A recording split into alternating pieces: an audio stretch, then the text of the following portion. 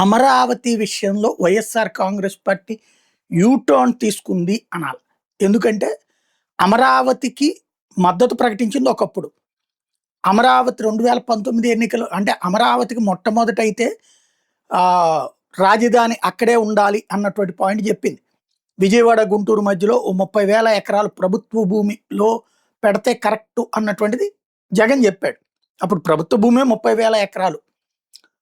జగన్ ఉద్దేశ్యం నూజివీడు, ఆగిరిపల్లి ఆ ప్రాంతంలో ఉన్న భూములని అప్పట్లో పత్రికలో వచ్చినాయి కాబట్టి, ఆ కోణంలో ఆహ్, తను ఎక్స్‌ప్రెస్ చేశాడు. అయితే చంద్రబాబు దాన్ని తీసుకొచ్చి ఇక్కడ ఈ ఉద్దండరాయనపాలెం, ఈ వెలగపూడి ఇక్కడ పెడతారని ఊహించలేదు.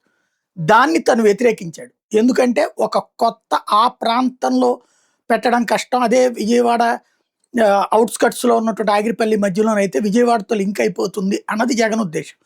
వీళ్ళు ఇక్కడ తీసుకురావడం జగన్‌కి నచ్చలేదు. అందుకనినే అప్పుడు ప్రారంభోత్సవ శంకుస్థాపనకు కూడా అటెండ్ కాలేదు.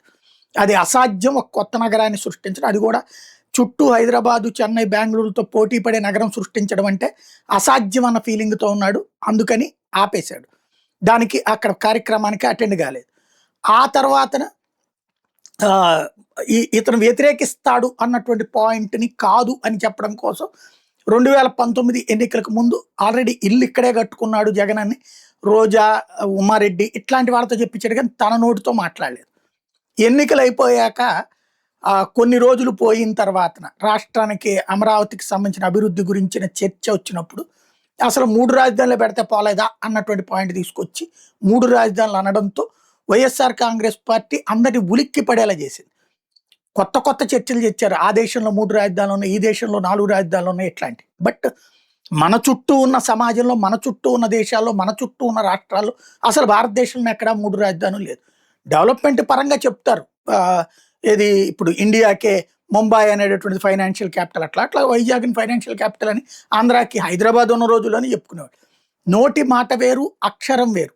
ఈ అక్షరం దగ్గర 3 రాజధానులు అనేటటువంటిది అసాధ్యమా, సుసాధ్యమా అంటే చట్టపరంగా అయితే పెద్ద ప్రాబ్లమ్ ఏం కాదు. కానీ ఇక్కడ ఒక రాజధానిని ప్రకటించాక మార్చడం కష్టం. అది లీగల్‌గా జాగ్రత్తగా ప్లాన్ చేసుకొని చేయాలి. అక్కడ ఫెయిల్ అయ్యాడు. జగన్ వేసే ప్రతి అడుగుకి చంద్రబాబు చెక్ పెట్టారు.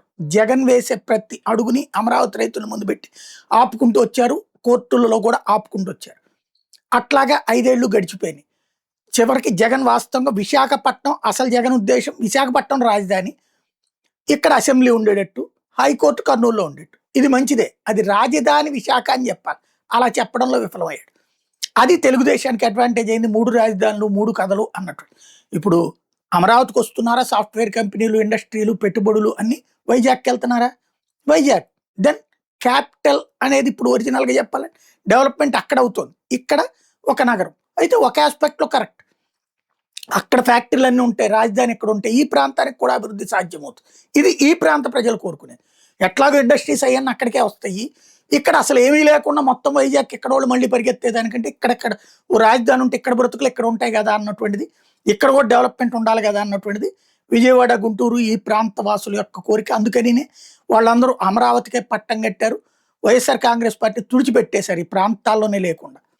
ఇప్పుడు మళ్ళీ అమరావతి కన్‌స్ట్రక్షన్ స్టార్ట్ చేశారు. అయితే ఇంతకుముందు నేను చాలా సార్లు చెప్పాను. విశాఖపట్నం రాజధానిగా పెడితే 25 ఏళ్లలో అభివృద్ధి జరుగుతది.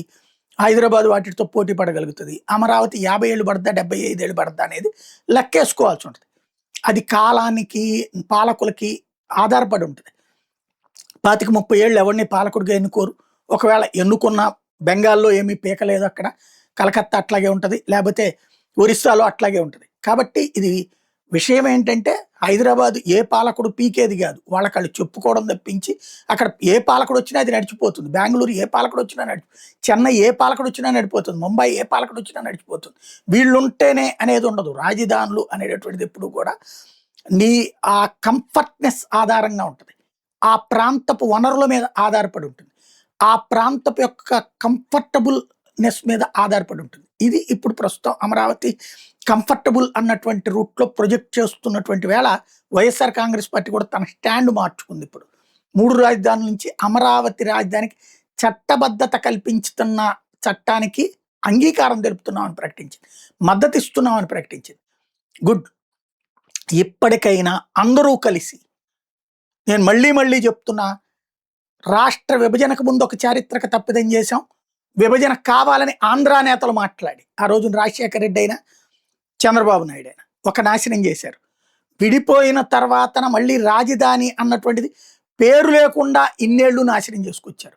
ఏది ఉట్టి పేరు ఉంటుంది, ప్లేస్ లేకుండా. ఇప్పుడైనా సరే జ్యూరిస్డిక్షన్ పెట్టండి. విజయవాడ, గుంటూరు, తెనాలి, మంగళగిరి, జగ్గపేట, నందిగామ, చిలకలూరుపేట, నూజివీడు, అటు హనుమాన్ జంక్షన్, ఏలూరు దాకా కలపండి. మొత్తం 80 లక్షల జనాభాతో కూడిన నగరాన్ని ప్రకటించండి. అప్పుడు మాత్రమే పోటీలోకి రావడానికి వీలవుతుంది. అలా కాకుండా మళ్ళీ పేరు అమరావతి అని ఉంటాం అన్నటువంటి పేరుతో తీర్మానం చేసి పడేశాం, అది చట్టబద్ధత, రాష్ట్రానికి ప్రజలకి ఫుడ్ పెట్టేశాం అనుకుంటే అంతకు మించిన వెర్రితనం మరొకటి ఉండదు. దానివల్ల రాజధాని ఉంటుంది, అమరావతి అనే పేరుతో ఉంటుంది. ఎదుగుదలకి పరుగులు పెట్టాల్సి వస్తుంది. కాదు, మనం 1000 కిలోమీటర్ల స్పీడ్లో వెళ్ళినా కష్టపడాల్సి ఉంటుంది. విజయవాడ, గుంటూరు ఇవన్నీ కలపకుండా 29 గ్రామాలతో అభివృద్ధి అంటే కేవలం ప్రభుత్వ కార్యాలయ భవనాలకి వెళ్ళేటటువంటి పనులకి మాత్రమే మిగులుతుంది. ఇది గుర్తుపెట్టుకోవాల్సిన అంశం.